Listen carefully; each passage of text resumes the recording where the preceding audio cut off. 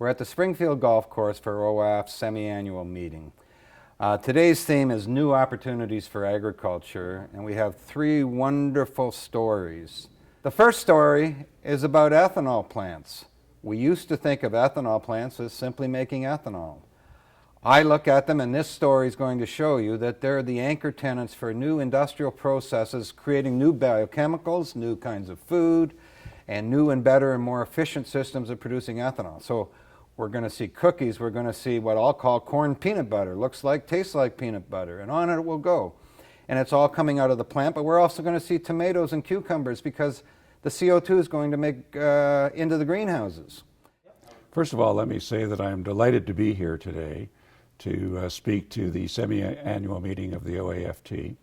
My talk today will deal with using the first generation ethanol plant as the platform for biorefinery application, and I will deal with several examples on that account that we are actually at GreenField engaged in, from extracting corn oil from the actual corn kernel itself to produce biodiesel, to delivering steam across the fence for growing hydroponically growing tomatoes, to extracting the bran out of the corn as a food additive that is high in nutrition and is nut-free in terms of any allergies. Thanks to Gord, I met Greenfield about a year and a half ago, and the whole idea here is to, as Barry says, take the Mexican technology, build a plant here in Canada to do exactly the same extraction technology.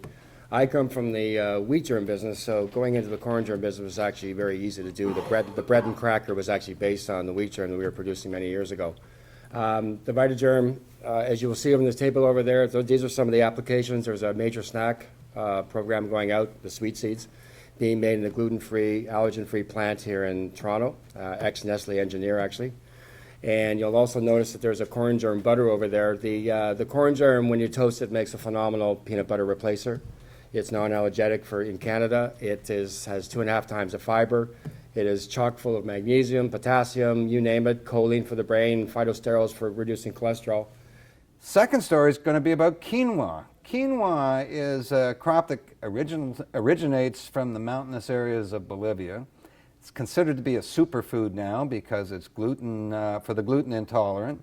It's very high in proteins. And it's one of those foods that everybody seems to want right now in salads. Well, we didn't grow it here. We're working on it, and Jamie Draves of Katan Kitchens is going to explain how he's doing it and how he has to process the quinoa. So we've been able to successfully partner with producers in Ontario to grow the quinoa. The next big step for us is to successfully gain funding to build this processing facility, which we will do in the next year, and will be a global leading facility for cleaning quinoa.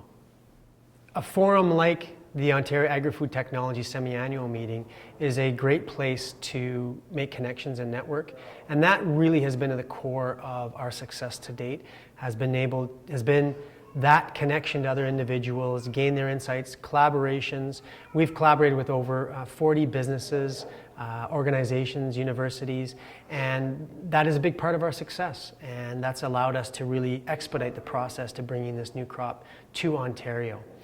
There also is a great opportunity in the interest of using quinoa in food products, and that opportunity is growing dramatically.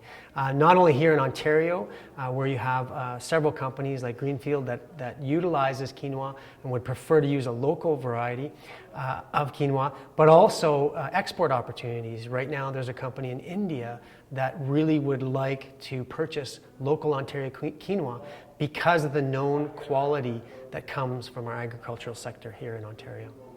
And finally, we're going to look at some pure research, really, and that's the Barcode of Life from the University of Guelph. This is an international center that can barcode, just like you would do a barcode going out of a supermarket, to the species level.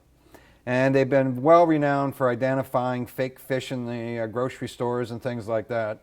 But how do we use it in agriculture? Can we make probes? Can we find out if there's varroa mites in a honeybee colony? Can we find out what are the microbes in the soil, and do those microbes actually create value to fixing nitrogen, for example?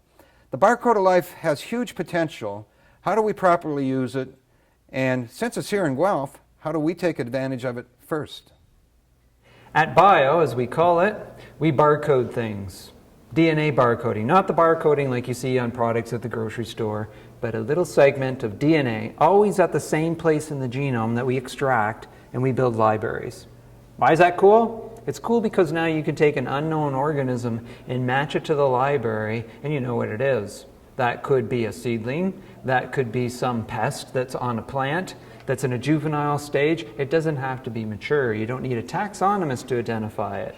We run a robotic system at Bio that goes through several thousand samples all the time, every day. But here's what we can do. So in my other life, I'm a farmer. When you're on a farm and you have weeds that compete with your crops, and one of the impediments is you have seedlings coming up at the time of spraying and you don't know what they are. You know you need to target those seedlings with specific herbicides. So what usually is done is we go in, we collect seed samples, we send them off, they're growing up, and next year we know what to target our fields with. Well, here's where barcoding can help. We take a sample of the leaf, or we take some soil and we sift out to be able to see what the seeds are, and we can barcode it, remember $20 a sample, and the next day or within a week we can have a sample ID for you. That means you could be spraying the next week, or if we really want to push the envelope, we could do it within a few days, depending on urgency. These are tools and just an example.